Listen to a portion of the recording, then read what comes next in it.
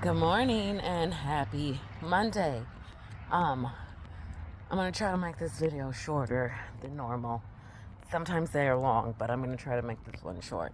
Um, but I wanted to talk about why it's important to know and pay attention to what we're bringing in our house, as far as like books, movies, music, because it literally can bring along with it um, things that you don't want, like demonic spirits.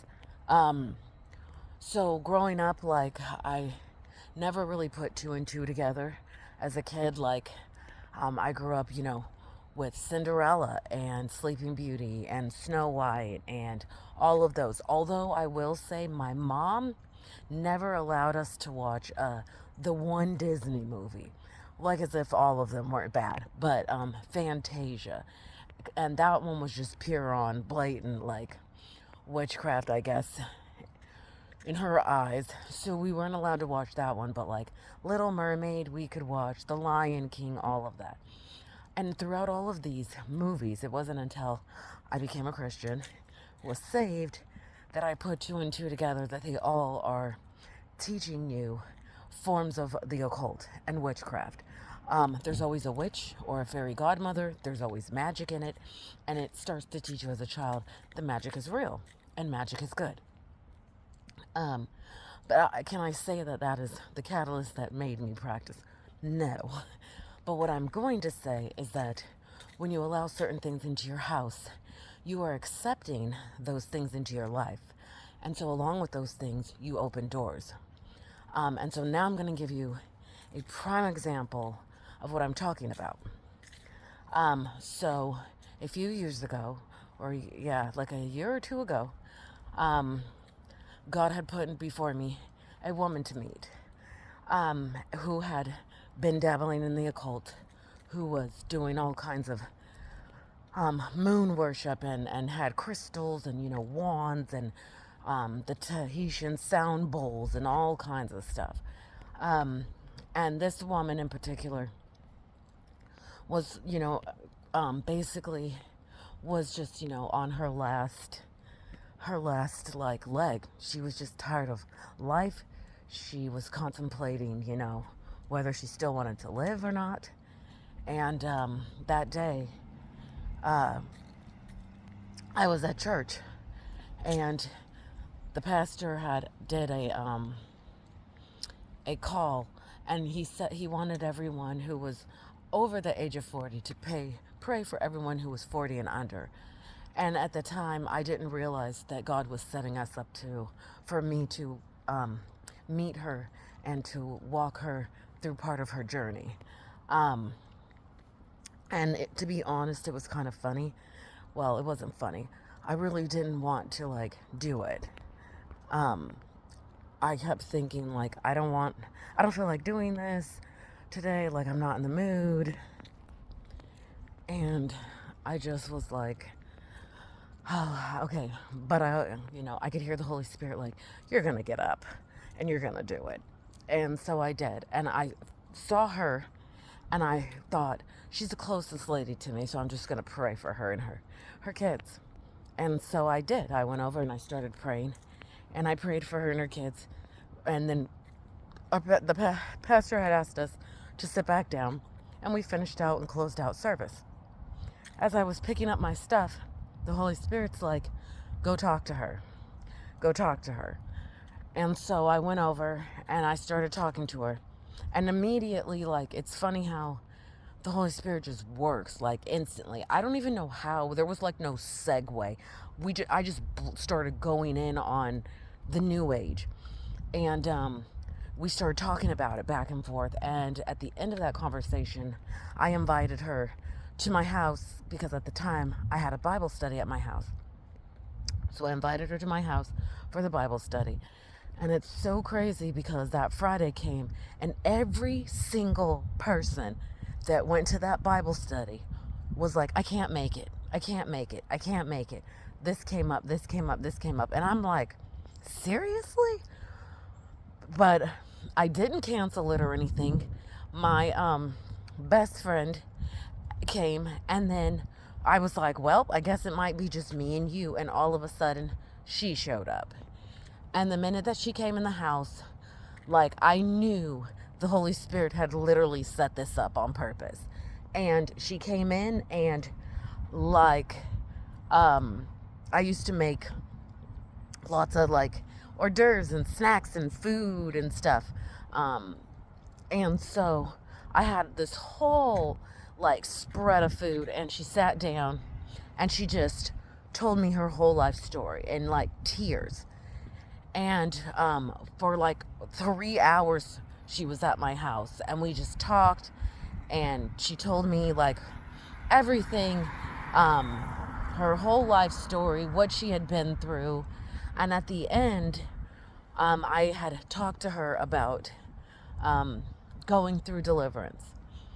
And so she said that she wanted to, and I said, okay. I said, these are the steps that I need you to do. And because I will say like this, for me, I listen to what the Holy Spirit says. And so everyone has different places or different steps that he wants them to take to prepare. So I basically gave her the steps that he had relate to me. And once I told her the steps, I was like, until I cannot do the deliverance until the Holy Spirit tells me that it's time. And so she just, started coming to church on a regular basis. She started coming to my Bible study on a regular basis. And we started sitting together at church and really just became really good friends. And it got to the point where she was like, I want to get baptized. And so she had, made the date when she was going to get baptized. And she did. And that day when she got baptized was when the Holy Spirit had already revealed to me that it was going to be time for the deliverance. So the day that she got baptized, I went over to her house after church later in the afternoon, and we went through the deliverance. And, everything went great. When we were there, when we started the deliverance, I had already told her about the things that she needed to get rid of out of her house. But there were still things hidden that I didn't know about. So when we got done with the deliverance, like, one of the things that, like, I was, the Holy Spirit basically had showed me different things that were still in her house. So, like, she still had some dream catchers and stuff like that. And so I was like, you're going to need to get rid of those. So she did. At the time, what was crazy too is that, like, she had this neighbor who was like definite witch vibe lady, and she was very opposed to, like, me personally, which was really funny because I'd never met the lady. But then, I already knew why she was opposed, because our spirits ain't mashing together. They're not meshing at all, because your spirit is with the demonic and the occult. My spirit is with Jesus. So basically, I went home, and before I went home, I forgot. I walked around her house and blessed the entire house and prayed over the house. I'm kid you not, within like a day, she calls me frantically, like, my things are being thrown in my house. Stuff is being thrown at me from, like, off this, in her kitchen. There's, like, at the ceiling, there's, like, this little shelf thing that you can put, like, knickknacks, like decorative plates and vases and stuff. And it goes around the whole kitchen. And she basically was saying she was in the kitchen, like, and things were being thrown off of that shelf, like, where nobody could touch, and trying to hit her. And so I automatically was like, I said, well, I want you to know, first of all, like, you have full authority to take care of this. You're not going to need me to come back or anything. This is not something, that it's a reoccurring thing. You're not going to need that. You're going to have to, so I was like, you're going to have to step up to the plate, and you're going to have to command these demons to get out of your house. Now, before she did that, as we were talking, the Holy Spirit's like, ask her what she has in her bookshelf. So I did. I said, hey, do you have any um, like books like Harry Potter or anything like that? You know, any type of books that are like Dungeons and Dragon type books, or like any books that deal with like magic, the occult. Do you have any occult books that you forgot about, like ones that you bought, about, you know, numerology or horoscopes or anything like that? And um, she's like, yeah. And I said, you gotta throw them away. So I was like, you gotta throw them away, like immediately. Um, and so she did. She got rid of everything that she could think of. And that was what I wanted to share, is that there's so many different things that we don't think about that we put in our houses, and they are open doorways. Whether you're demonically oppressed or not, it doesn't matter. You have allowed Satan, you've agreed to him being in your house. You've agreed to him being in your life. So whether you feel like you might not be practicing witchcraft or you might not be doing these things, but it doesn't matter. He still has a foothold in your life, which means you're still going to be committing sin. You still are going to be far from Jesus. You still haven't accepted him into your life. It doesn't matter whether you're experiencing like horrific things or not. It's the point that you're in agreement. And that's what people don't understand, is that when you bring in these things, when you watch these movies, when you're watching horror films, when you're watching movies that are based on witchcraft, like even as simple as the Marvel movie, I think it is, like Doctor Who. I remember watching that when I was in the occult and being so like amazed, because he was teaching like chakras and the balancing and it's nonsense.